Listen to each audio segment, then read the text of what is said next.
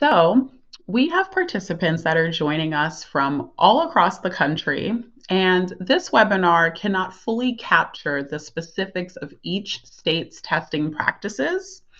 However, I will briefly cover the most common tests across the country as I show some examples from these exams and compare them to the question types that we offer in our question sets. My hope is that everyone joining today can take what they've learned and apply it to their own test prep practices immediately. I also want to name that states across the country follow different timelines. Some states begin their ELA testing as early as January, and some states, like the one I'm in New York, it happens later on in the spring. So no matter where you fall in the categories that I've named, I'm happy that you've decided to join us today, and let's continue. Okay, so here we see some of the common, like widely known examples of required tests across states. According to Education Week, about a third of states use either the PARCC or Smarter Balanced test. It's also important to note that there are states that are transitioning from using Smarter Balanced or PARCC. So this is constantly changing. The ACT and SAT are common in high school. Some states combine these exams with another state-based exam. Some states give students the option to choose. Some states require that these tests, are exit tests for students that graduate high school. However, this is constantly changing and being updated. And I know that there are some folks that are joining us who work with adults who are, probably getting ready to take the GED or some high school equivalency exam. So if that applies to you, then you are also in the right place. And thank you for joining us. Thank you, Tina. Yeah, so a lot of folks are transitioning out of that PARCC exam in a more state-based option.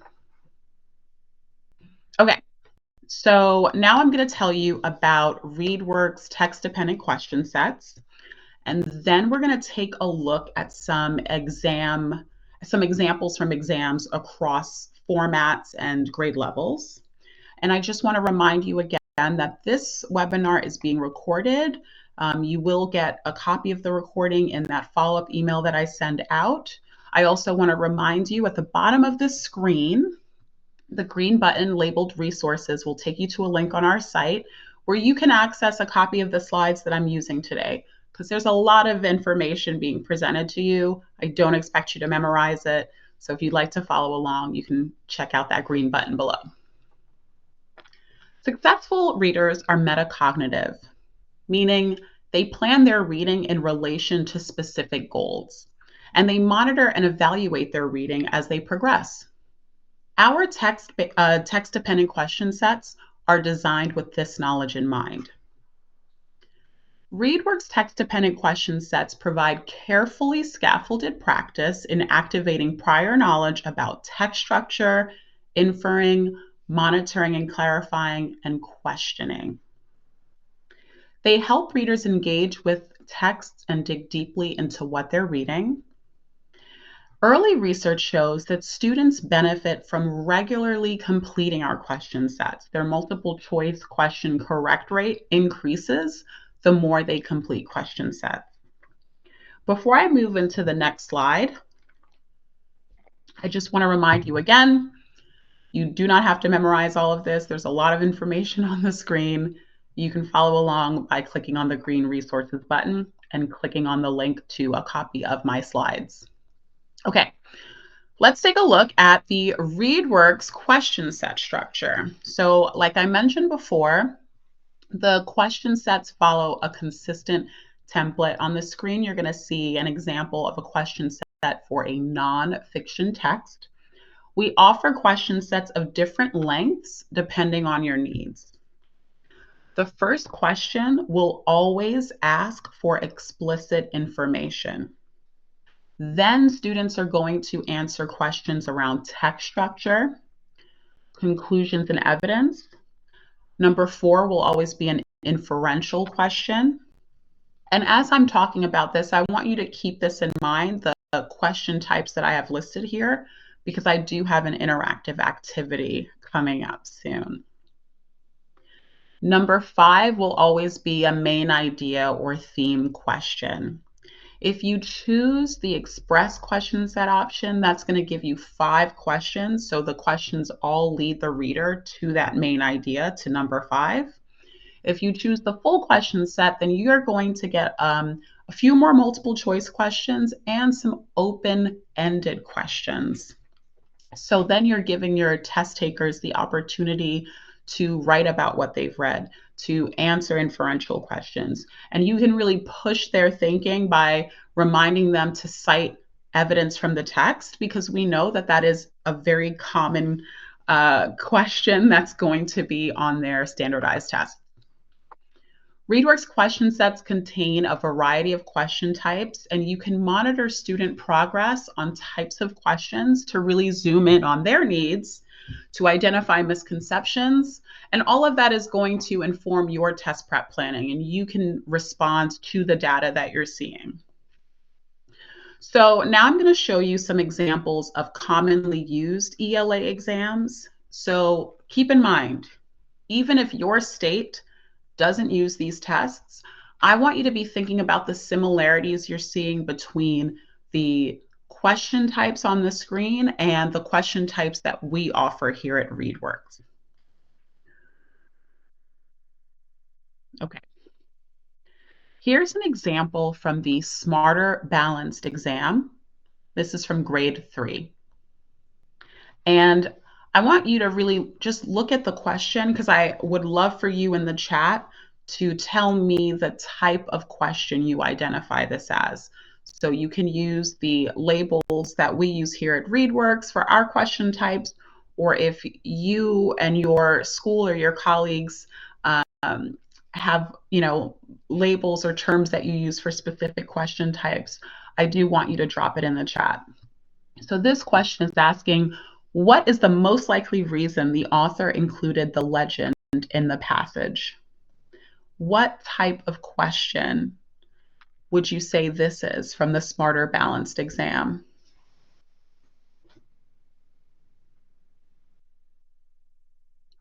Okay, so this would be a great example of text structure or an inferential question.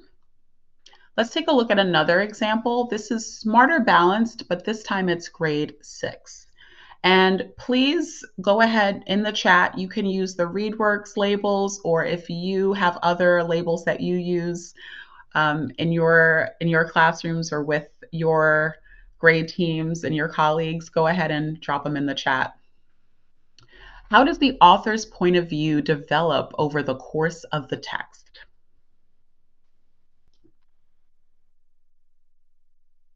I see author's purpose in the chat, craft, also main idea, right? Okay, let's take a look at, evaluation. I haven't heard of that term. I like that. Here's an example from the SAT. So folks who are teaching high school, right? If your students are getting ready for the SAT or ACT, this question says, as used in line 1 and line 65, directly most nearly means. So what type of question is this? Asking about the meaning of a word.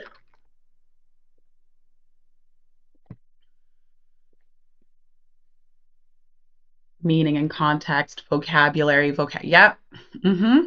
This would be an example of the vocabulary and context. Just a reminder, the terms that I'm using are the terms that we use here at ReadWorks. So you might use different language, but we're talking about the same question type. So thank you so much. Here's another example from the SAT. In the second paragraph, lines 12 to 19, what do the authors claim to be a feature of biological interest? What type of question is that? It's telling the reader where to go in the passage and asking a question about that part of the passage. Retrieving.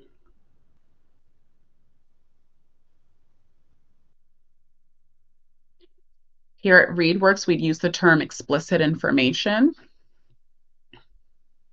Okay, here's an example from Park, grade 8. What attitude does the narrator of Confetti Girl reveal when she uses the book as a coaster in paragraph 34? What type of question would we say this is? Inference, text dependent. Yep, this is a great example of an inferential or even author's craft. Here's an example from the ACT. So with this exam, parts of the passage are underlined, and then they're going to have to select the answer that matches the meaning in that part of the passage.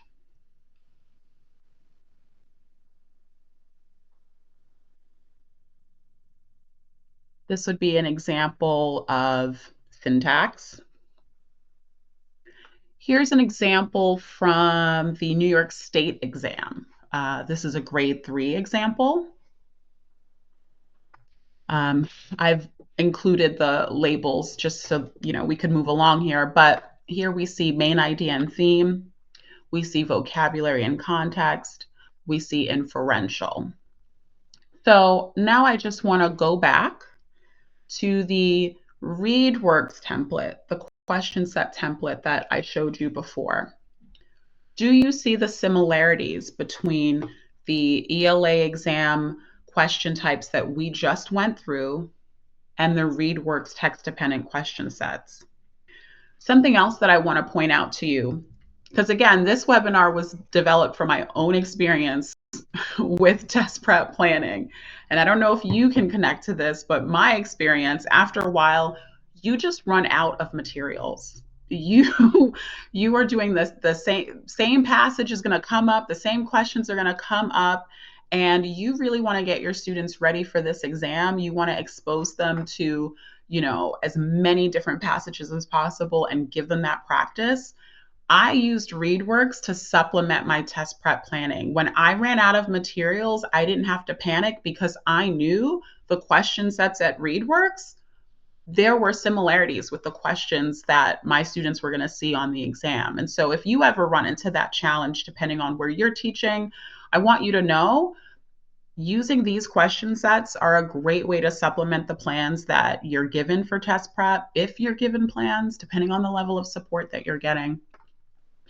So once again, I'm going to remind you that there is a link on the bottom for resources, and you can also access the question set template by going to that link. So you can really just read through that and you can access the slides that I'm using.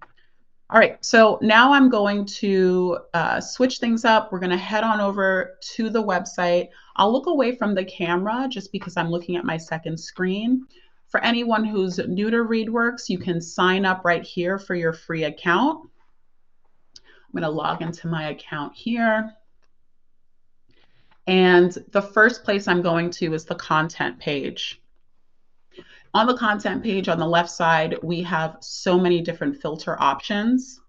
For your test prep planning, I'm going to go straight to, let's see, you can choose grade level. So let's just say you teach 7th grade, or if anyone is working with adults for the high school equivalency exams that you might be using ReadWorks to supplement with, you can go ahead and select grades 9 to 10, 11 to 12. You can really kind of browse and see the level, the passages that you're seeing by grade level to see what really is going to match what your students need. So I'm going to select 7th grade here. And I'm going to go back up to content type and select reading passages. When you select reading passages, you are guaranteeing that you are selecting single passages with one question set. Next, I'm going to go down to the activity type. I mentioned before, we have an express question set. We have the full question set. It depends on how many questions you want to give your students. I was a fan of the full question set. I liked the combination of multiple choice and open response because that matched the format of the ELA exam in my state. You might have a different format, so you can choose based on that. But I needed that combination of multiple choice and written responses because that's what they were going to see on the test. So now I've generated a list of passages with the full question sets for 7th grade. So I'm going to go ahead and select this passage here. And most of you indicated in the poll that your state follows a digital format for the exam. For those of you who have a paper-based format, and I can relate to this because as an educator, our exam, I know it's changing in New York City and some grades are digital, but most grades are paper. So I used to print these out because I really wanted to match the testing conditions that students would have on the day of the test. So I would make sure that I have the reading passage selected, the comprehension question selected, and I would also like to include the written answer line for mine. And this is going to generate a printable PDF. So here's the passage. Then you have the full question set. So you're going to see multiple choice and then those short answer questions. Okay. And if you're using the paper-based option and you want to match testing conditions, depending on what you're coaching your students to do, I know for me, I would tell them to annotate. I would need to see that passage marked up, right? Like, where did you get the answer to number 1? I should see that written somewhere on the passage. So you can match those conditions. Now, if you're using a digital classroom, you can go ahead and click on the Assign button. Depending on your state settings, I don't know if they include an audio option. I think it's going to be best that you choose options that match the conditions of the test. So if they include audio, include that. If they don't, then don't. Make sure you're selecting the type of question set that you need and select your class. And you could go ahead and assign. I also want to point out, because I mentioned that the question sets are super predictable, right? The template is predictable. And I'm going to go back and show you this slide right here, right? So number 1 is going to always want explicit information, right? Number 4 is going to be an inferential question. Number 5 is going to be main idea or theme. When you have your students complete the question set in the digital classroom, you can go check on their progress. You can go to past assignments, and I'll show you an example. Right here, you see your students and their responses. The multiple choice is automatically graded. The written responses are not. I have previously graded these, so that's why you see the colors already filled in. But I just want to point out that if number 1 is explicit information, you can quickly glance and say, oh, okay, everyone's got number 1, we're good there. And you can start to notice trends. And based on what you're seeing, right? Like here, number 4, we've got a lot of students here who had a hard time making inferences. That means when you're thinking about small groups and differentiating, you're probably going to want to make a group for inferences. And there you're going to have them practice that skill until you see that they've mastered it. When it comes to the short response or the open response questions, something that I liked to do was, again, match those testing conditions. In New York State, there were 2-point questions and there were 4-point questions. And so I wouldn't just say someone was correct or incorrect. I would give them a score on a scale of 0 to 2 or 0 to 4. So there's a lot of flexibility if that's also the test format that your state follows. All right, I'm going to bring us back to our slides as we're approaching the end of today's session. Here's my email address, tamika@readworks.org. So if you have questions after this, please feel free to reach out to me. I'm always happy to help. I'm going to take a moment and check to see if there's any questions that have been submitted.